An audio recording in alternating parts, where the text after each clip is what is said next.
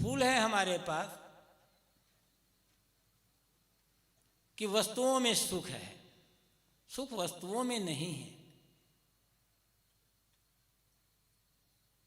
यदि वस्तुओं में सुख होता तो उस वस्तु जो जिसके जिसके पास वो वस्तु है उस हर आदमी को सुखी होना चाहिए था, लेकिन ऐसा तो है नहीं। वही वस्तु एक आदमी के पास है, महादुखी है। एक आदमी के पास नहीं, देखकर ललचा रहा है, वो दुखी है। वस्तु नहीं होता है, नहीं है तो आदमी दुखी है आदमी है, जिसके पास वो आदमी भी दुखी है। मतलब सुख दुख का कारण वस्तुओं का होना न होना, कम होना ज़्यादा होना, मिलना न मिलना, ये नहीं है। सुख दुख का कारण है मन का चिंतन। सुख दुख का कारण है मन की चंचलता और मन की एकाग्रता। मन दुख का कारण है मन की बहिर्मुखता, सुख का कारण है मन की अंतर्मुखता। सदगुरु कबीर ने बीजक में कहा है, हो या भीष्ट जो चित्त न डोलावे। यदि तुम अपने चित्त को चंचल न करो, चित्त को शांत संयत एकाग्र अंतर्मुख कर लो, तो जहां बैठे हो, जिस स्थिति में बैठे हो, उसी स्थिति में भीष्ट स्वर्ग और मोक्ष की अनुभूति हो सकती है।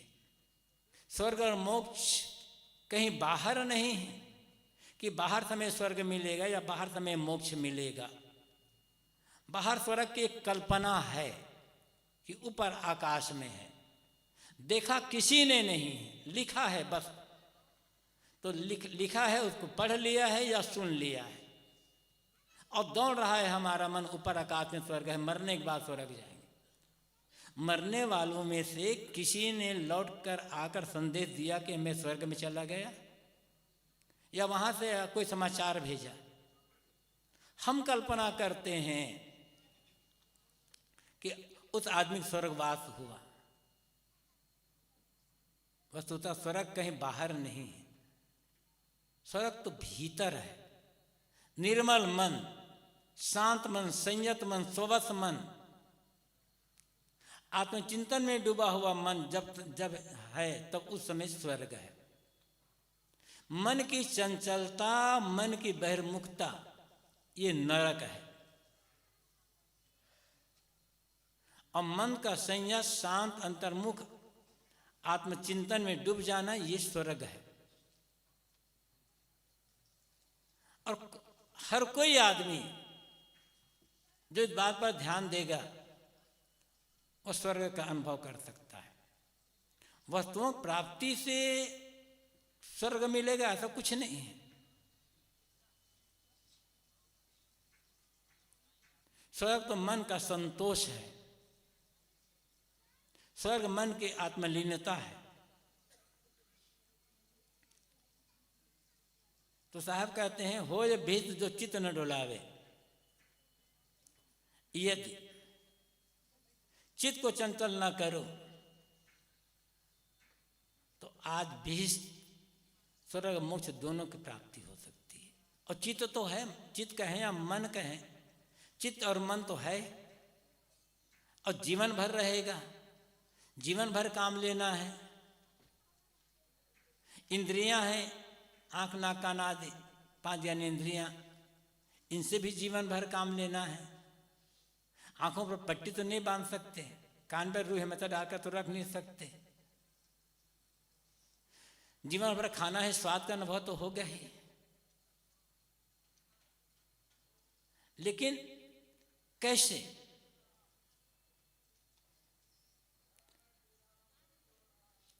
छांदोग्योपनिषद में नारद को आत्मज्ञान को उपदेश देते हुए सनत कुमार ने एक मंत्र कहा है, आहार शुद्धो सत्व शुद्धि, सत्व शुद्धो ध्रुवा स्मृति, स्मृति लंबे सर्वग्रंथि नाम विप्रमोक्ष। आहार के शुद्ध हो जाने पर सत्व अंतःकरण मन, अंतःकरण भी है मन भी, दोनों एक ही बात है। आहार के शुद्ध हो जाने पर सत्व अंतःकरण शुद्ध होता है। सत्व शुद्ध हो ध्रुवा स्मृति, अंतःकरण शुद्ध हो जाने पर स्मृति दृढ़ हो जाती है, स्थिर हो जाती है, सुदृढ़ हो जाती है। ध्रुवा स्मृति, जब स्मृति सुदृढ़ हो गई तब सर्वग्रंथि नाम, सारी ग्रंथियों का विप्र मोक्ष पूरी तरह से, मोक्ष मतलब मोक्ष हो जाता है, मतलब सारी ग्रंथियां पूरी तरह से कट जाती हैं। आहार के शुद्ध हो जाने पर अंतःकरण शुद्ध होता है। शुद्ध अंतःकरण होने पर स्मृतियां सुदृढ़ होती है, और स्मृतियों सुदृढ़ हो जाने पर सारी ग्रंथियों का नाश हो जाता है या सारी ग्रंथियां खुल जाती है। और आदमी के मन में कैसी कैसी गांठें ग्रंथियां हैं, इन ग्रंथियों का कट जाना, मन का ग्रंथि मुक्त कॉम्प्लेक्स फ्री हो जाना, जीते जी वैकुंठवास है। गुरुजन बताते हैं वैकुंठ जो शब्द है उसका शुद्ध रूप है विकुंठ। वि उपसर्ग है, और कोई भी उपसर्ग का काम होता है किसी शब्द के अर्थ को विशेषता प्रदान करना, उसे घटा देना या बढ़ा देना। तो यहाँ वी का अर्थ होता है नहीं, कुंठ का अर्थ है कुंठा, कुंठा रहित मन, कॉम्प्लेक्स फ्री माइंड वैकुंठवास है। और ये हमारे करने से होगा, किसी के आशीर्वाद से नहीं होगा। अपने आशीर्वाद से कोई हमें वैकुंठ नहीं भेज सकता, वैकुंठ नहीं दे सकता। सारी ग्रंथियों को ईर्षा, द्वेष, घृणा, बैर, विरोध, वैमनस्य, राग, ये सारी जो ग्रंथियां हैं, इन ग्रंथियों को विवेक से, विचार से, चिंतन से दूर कर दें और मन ग्रंथि मुक्त हो गया। और जब मन ग्रंथि मुक्त हो गया तो वैकुंठ हो गया। मरने के बाद क्यों आशा करते हैं आप वैकुंठ में हो गए, कहाँ जाएंगे? जीते जी वैकुंठ का अनुभव क्यों, वैकुंठ में जीना क्यों नहीं चाहते? ऐसा जीवन बनाएं कि हमारा जीवन ही वैकुंठमय हो जाए। तो बात नहीं कह रहा था कि आहार शुद्ध हो, सत्व शुद्धि। आहार के शुद्ध हो जाने पर सत्व अंतःकरण शुद्ध होता है। इसे आप कह सकते हैं मन शुद्ध होता है, मन निर्मल होता है। बात देखिए, तो आहार, आहार क्या है? आंख से जो कुछ हम देखते हैं वो आंख का आहार है। कान से जो कुछ भी सुनते हैं कान का आहार है। मुख से जो खाते हैं मुख का आहार है। नाक से गंध सुगंध ग्रहण करते हैं नाक का आहार। और त्वचा से ठंडी गर्मी कठिन कोमल का जो स्पर्श होता है ये इस त्वचा का आहार है। ये सोचना है हमारी पांचों जो इंद्रियां हैं इनका आहार शुद्ध है या नहीं है। आंखें हैं, खुली हुई है आंखें,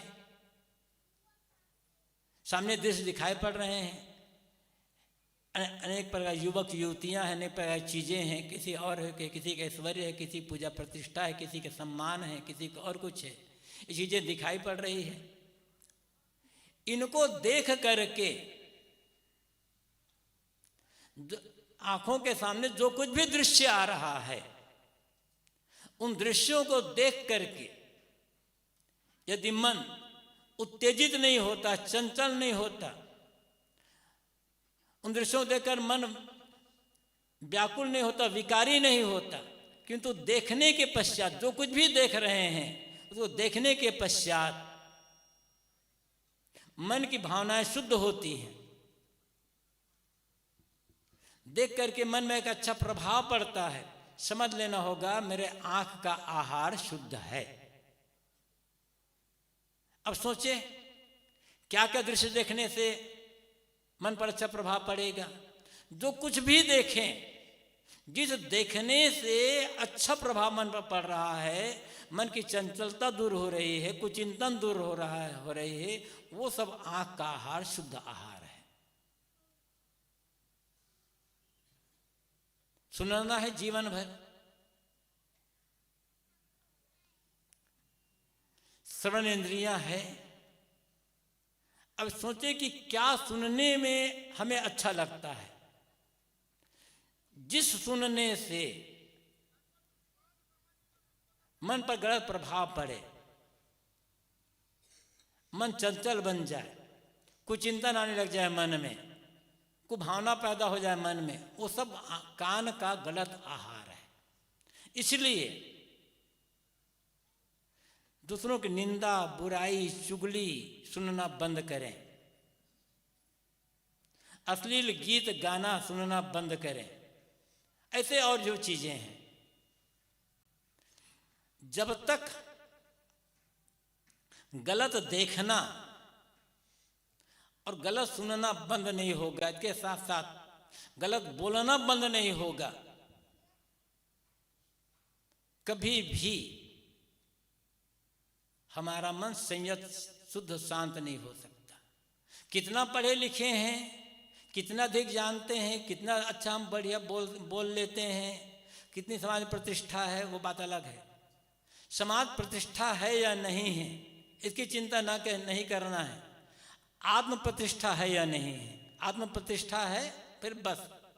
समाज प्रतिष्ठा न भी है तो कोई नुकसान नहीं है। समाज प्रतिष्ठा तो है लेकिन आत्म प्रतिष्ठा नहीं है तो नुकसान ही नुकसान है। तो कान का आहार, जब हम ज्ञान की बातें सुनेंगे, प्रेम, दया, क्षमा की बातें सुनेंगे, समता, सहनशीलता की बातें सुनेंगे,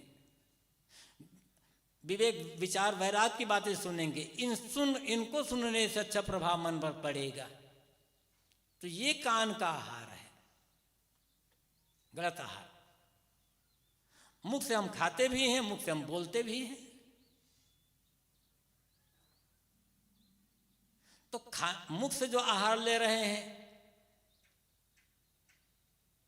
वो आहार क्या है, उस आहार का मन पर क्या प्रभाव पड़ रहा है। शरीर में गर्मी हो रही है, उत्तेजना हो रही है, मन पर कुछ चिंतन आ रहा है तो गलत आहार है। जिस बोलने से, जिस खाने से, दोनों है। जिस बोलने से दूसरों का मन खराब हो रहा है, जिस बोलने से हमारा मन खराब हो रहा है, वो तो मुख का गलत आहार हो गया ना। अब सोचे कि क्या खाना चाहिए और क्या बोलना चाहिए। बड़ी साधारण सी बात है। बोलने की शक्ति केवल हमें मिली है, मतलब मनुष्यों को ही मिली है, जानवरों को नहीं मिली है।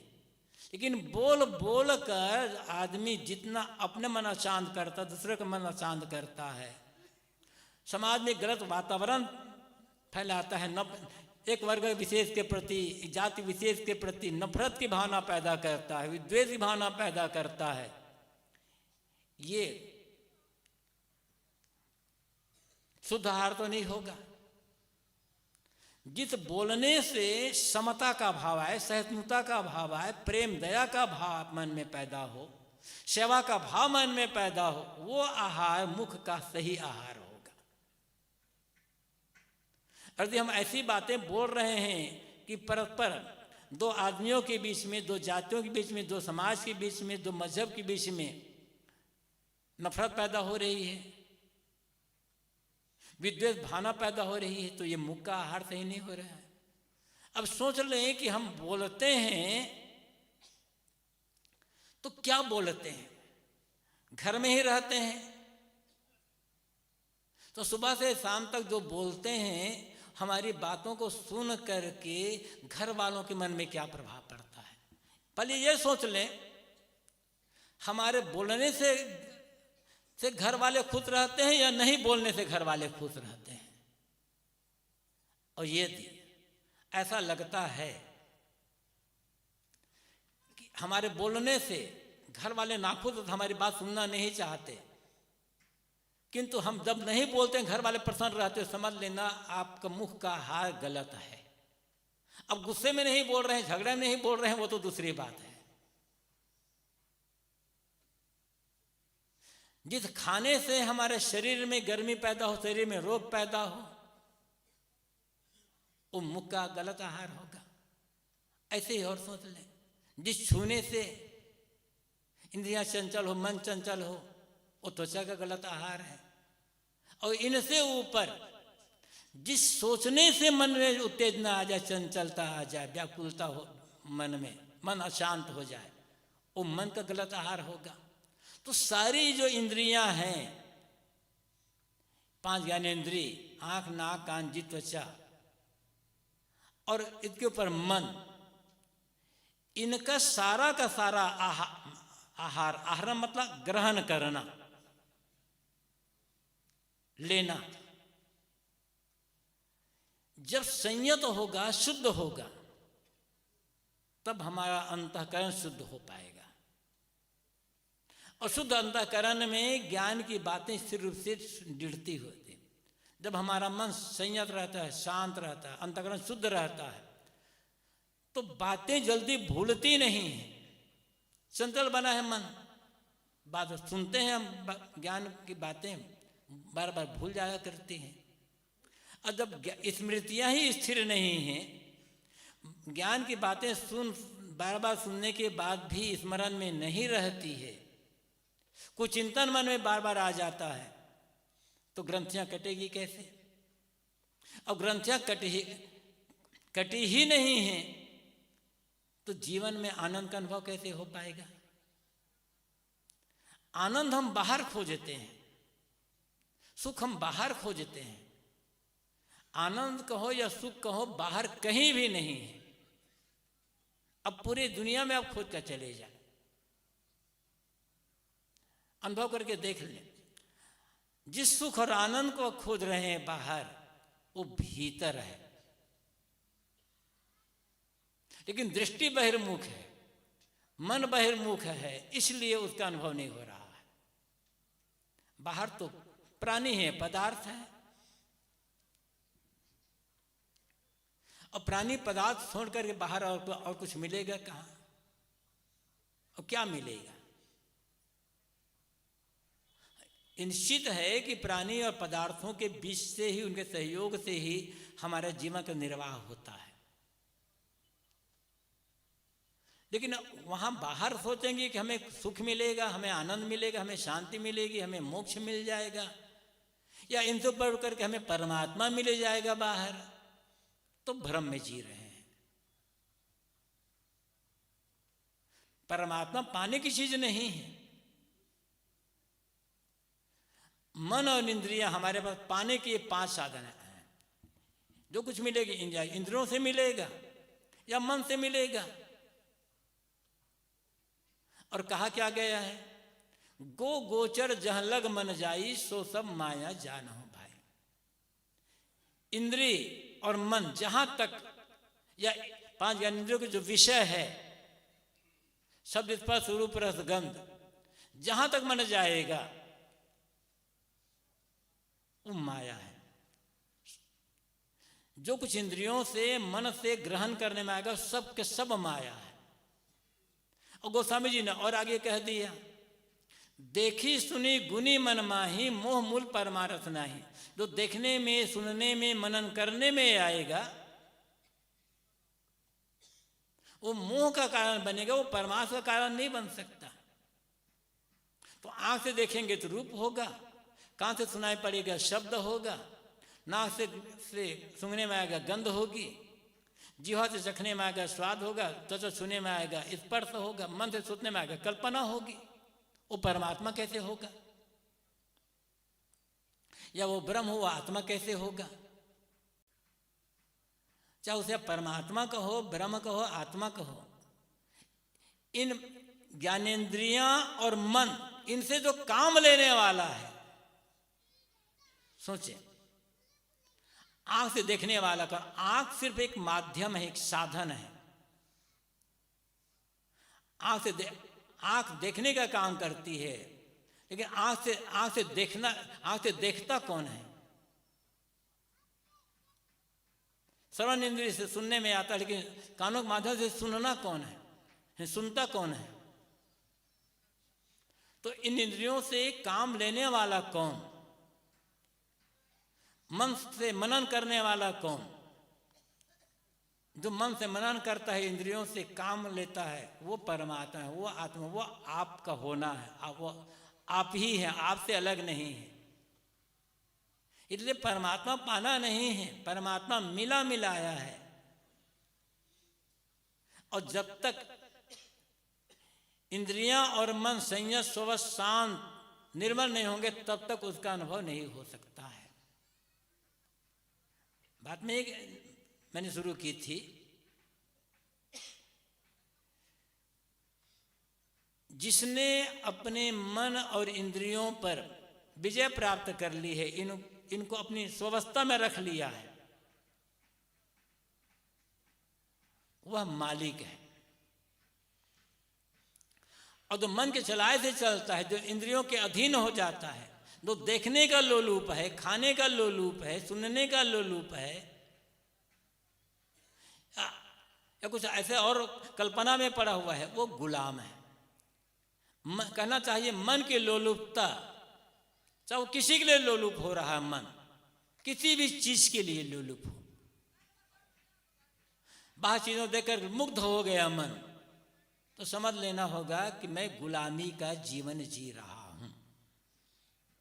और बड़ी से बड़ी वस्तु को देखकर, बड़ी बड़ी उपलब्धि को देखकर, बड़ी से बड़ी पूज्यता प्रतिष्ठा देख करके मन में लोलुपता नहीं आई, ऐसा मन में चेहरा नहीं आया, ऐसा मुझे भी ऐसा चीजें मिलती, ऐसी प्रतिष्ठा मिलती, कुछ मन में नहीं आया, पूर्ण संतुष्ट है मन है, तो समझ लेना होगा कि हम अपने जीवन के मालिक हैं। किसी भी आदमी को गुलाम कह दो तो वो नाखुश हो जाएगा। गुलाम कहलाना कोई पसंद नहीं करता। हर कोई मालिक बनना चाहता है, लेकिन मालिक किसका बनना चाहता है? घर का मालिक, धन का मालिक, पद का मालिक, परिवार का मालिक, समाज का मालिक बनना चाहता है। किसी का मालिक ना बने, अपने मन का मालिक बन जाए, अपने जीवन का मालिक बन जाए, बस जीवन कृतार्थ हो जाएगा।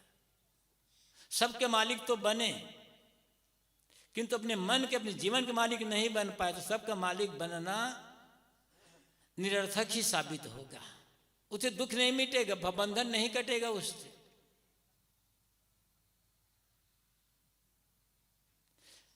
दूसरों के मालिक बनने पर होगा कि यदि आप धन के मालिक हैं तो भय बना रहेगा कि ये धन को कोई छीन ना ले। पद के मालिक हैं तो बना रहेगा कि मुझे पद से हटा करके कोई दूसरा इस पद पर काबिज न हो जाए। घर परिवार के मालिक हैं तो सोचना होगा कि कहीं ऐसा नहीं घर परिवार वाले मुझे हटाकर किसी भिन्न व्यक्ति को मालिक बना दे। हमेशा भय बना रहे। जो दूसरों का मालिक बनना चाहेगा, बना हुआ है, वह आदमी जीवन में कभी निर्भय नहीं हो सकता। और जहाँ निर्भयता नहीं है वहाँ सुख कहाँ है? जब निर्भयता नहीं है वहाँ आनंद कहाँ है? निर्भयता कब आएगी? जब अपने आप पर संयम हो, अपने जीवन का मालिक बनेंगे। चीजें हैं, व्यवस्था, रक्षा करें, सुरक्षा करें, व्यवस्था करें, प्रयोग करें, लेकिन मालिक बनने की चेष्टा ना करें। सेवा करें। जो योग्यता है, जो बुद्धि है, जो समझ मिली है, जो शक्ति मिली है, उसका अनुसार से सेवा करें बस। जोर सेवा पर दें, अधिकार पर नहीं। और सेवा करते करते अधिकार कब मिल जाएगा आपको पता भी नहीं चलेगा। सेवा करना नहीं चाहते, मात्र अधिकार चाहते हैं, तो सेवा तो छूटी गई, अधिकार भी छूट जाएगा। और फिर क्या होगा? दुखी, परेशान, हताश, शिकायत में जीवन व्यतीत हो जाएगा। मालिक बनने का, एक तो मालिक बनने की ख्वाहिश मिट जाए। पहली बात तो यह है कि मैं बड़ा हूं दूसरों से, मैं दूसरों से ज्यादा योग्य हूं, दूसरों से ज़्यादा बुद्धिमान हूँ, श्रेष्ठ हूँ, समझदार हूँ, उम्र में, पद में, मर्यादा में मैं बड़ा हूँ, ये भाव मन से निकाल देने की आवश्यकता है। और सचमुच जैसा मानते हैं तो इसको उपयोग करें आत्मकल्याण के लिए, सेवा के लिए। मालिक बनने की इच्छा छोड़ करके काम करें, सिर्फ सेवा। समाज वाले आपको मालिक अपने आप बना देंगे, लेकिन मालिक बनने का अहंकार नहीं होना चाहिए। और जो अपने जीवन का मालिक बन जाएगा उसके मन में अहंकार होगा ही नहीं। दूसरों मालिक बन करके क्या करेंगे? अपने जीवन का मालिक। और जीवन का मालिक वही होगा जिसका अपने आप पर पूर्ण नियंत्रण हो, इच्छाओं पर, कामनाओं पर, वासनाओं पर, मन पर, इंद्रियों पर पूर्ण जब संयम होगा, वो आदमी जीवन का मालिक बन जाएगा। ये एक दिन में नहीं होगा, धीरे धीरे करते करते करते करते होगा। जितनी समझ बढ़ेगी और जीवन में समझ का जब उपयोग हो जाएगा, तब धीरे धीरे आत्मस्वस्थता होती चली जाएगी। मन फिर जब बिखरेगा नहीं, लोभ लालच से रहित जीवन का मालिक बन गए, कृतार्थ हो गया जीवन। इसलिए दूसरों का मालिक बनने की इच्छा कामना छोड़कर जीवन का मालिक बने।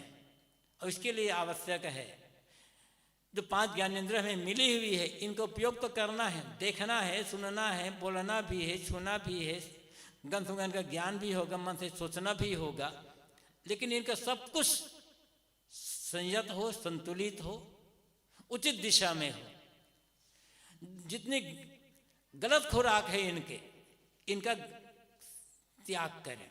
2 चीजें होती हैं, जैसे शरीर में रोग लगा है, रोग दूर करना है तो दवाई तो कर रहे हैं, दवाई तो खाना है, लेकिन दवाई बराबर काम तब करती है जब पथ्य और परहेज दोनों हो। परहेज है, पथ्य नहीं है, तो शरीर स्वस्थ नहीं हो पाएगा। पथ्य तो है, परहेज नहीं है। परहेज मतलब अमुक अमुक चीज को नहीं खाना है, पथ्य मतलब अमुक अमुक चीज को खाना है। तो पथ्य भी चाहिए, परहेज भी चाहिए, तब शरीर स्वस्थ होगा, कमजोरी दूर होगी, बीमारी जल्दी ठीक होगी। ऐसे ही मन में भी हम गलत ना बोलें, ये तो ठीक है, लेकिन पूरा ठीक नहीं है। अच्छा ना बोले, ये गलत हो जाएगा। गलत बोलना छोड़कर अच्छा बोलना शुरू। गलत ना बोलना परहेज है और अच्छा बोलना पथ्य है। गलत ना देखें, ये ठीक है, परहेज है, लेकिन अच्छा देखना शुरू करना होगा। गलत ना सुने, ये परहेज है, किंतु अच्छा सुनना ये पथ्य है, तब मन वैसा बनेगा। अब ऐसा शुरू कर दें तो हर कोई आदमी अपने जीवन का मालिक बन सकता है। धर्म और अध्यात्म की सीख इसी के लिए है। इस सीख को अपनी समझना है और समझ करके अपने जीवन में हमें आतीत करने की आवश्यकता है। इसी में जीवन की कृतार्थता होगी। आप सबको बहुत बहुत धन्यवाद। अपने वाणी को विराम। बोलिए सदगुरु देव की, सदगुरु कबीर साहेब की, सदगुरु अभिलाष साहेब की।